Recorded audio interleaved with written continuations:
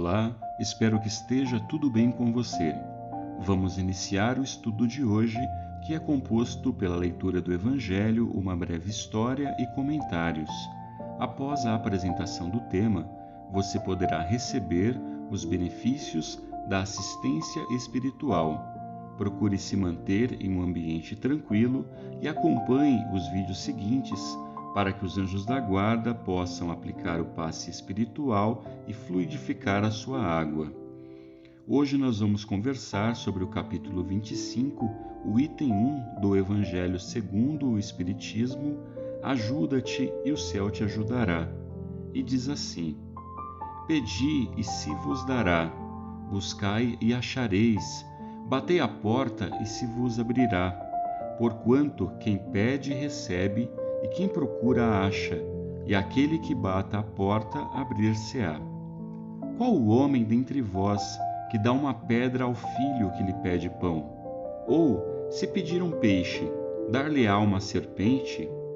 Ora, se sendo maus como sois, sabeis dar boas coisas aos vossos filhos, não é lógico que com mais forte razão vosso Pai que está nos céus dê os bens verdadeiros aos que lhe os pedirem?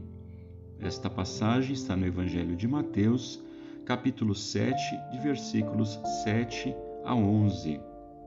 Nós vamos conversar hoje sobre uma palestra que Steve Jobs deu em uma formatura na Universidade de Stanford. E diz assim: Eu abandonei o Weird College depois de 6 meses, mas fiquei enrolando por mais 18 meses antes de realmente abandonar a escola. E por que eu abandonei? Tudo começou antes de eu nascer. Minha mãe biológica era uma jovem universitária solteira que decidiu me dar para a adoção. Ela queria muito que eu fosse adotado por pessoas com curso superior. Tudo estava armado para que eu fosse adotado no nascimento por um advogado e sua esposa. Mas quando eu apareci, eles decidiram que queriam mesmo uma menina. Então meus pais, que estavam em uma lista de espera, receberam uma ligação no meio da noite com uma pergunta. Apareceu um garoto. Vocês o querem?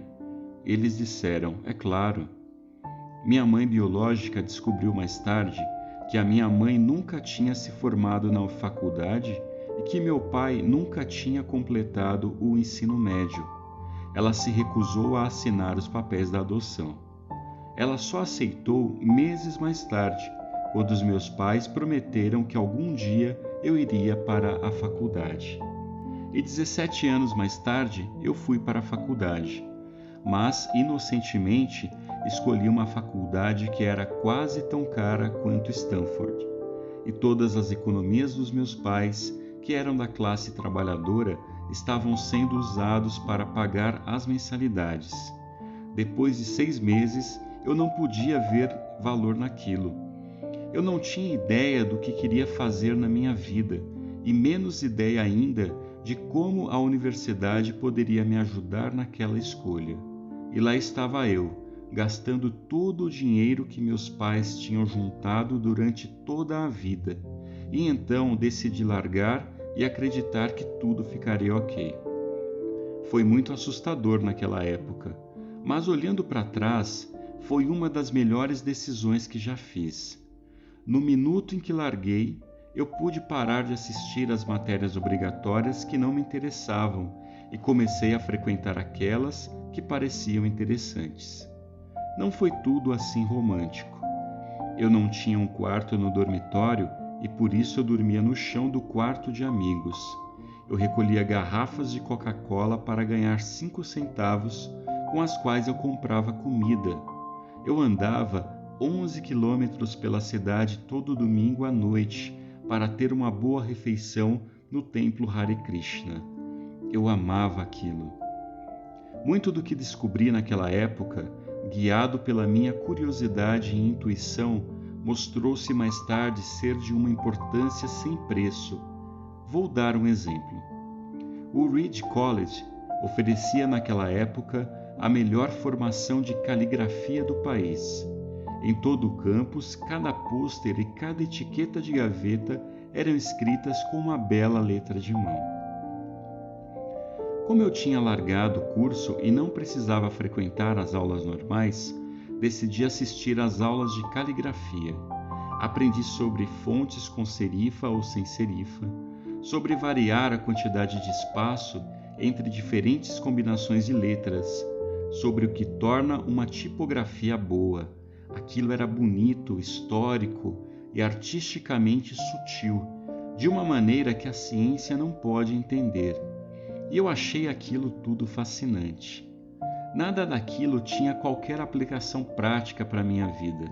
Mas 10 anos mais tarde, quando estávamos criando o primeiro computador Macintosh, tudo voltou e nós colocamos tudo aquilo no Mac. Foi o primeiro computador com tipografia bonita. Se eu nunca tivesse deixado aquele curso na faculdade, o Mac nunca teria tido as fontes múltiplas ou proporcionalmente espaçadas. E considerando que o Windows simplesmente copiou o Mac, é bem provável que nenhum computador as tivesse. Se eu nunca tivesse largado o curso, nunca teria frequentado essas aulas de caligrafia e os computadores poderiam não ter a maravilhosa caligrafia que eles têm. É claro que é impossível conectar esses fatos olhando para frente quando eu estava na faculdade, mas aquilo ficou muito claro olhando para trás 10 anos depois. De novo, você não consegue conectar os fatos olhando para frente. Você só os conecta quando olha para trás. Então, tem que acreditar que de alguma forma eles vão se conectar no futuro. Você tem que acreditar em alguma coisa, sua garra, destino, vida, karma, em Deus ou o que quer que seja. Essa maneira de encarar a vida nunca me decepcionou e tem feito toda a diferença para mim. Veja, muitas vezes nós não enxergamos as soluções dos nossos problemas, mas isso não quer dizer que elas não existam.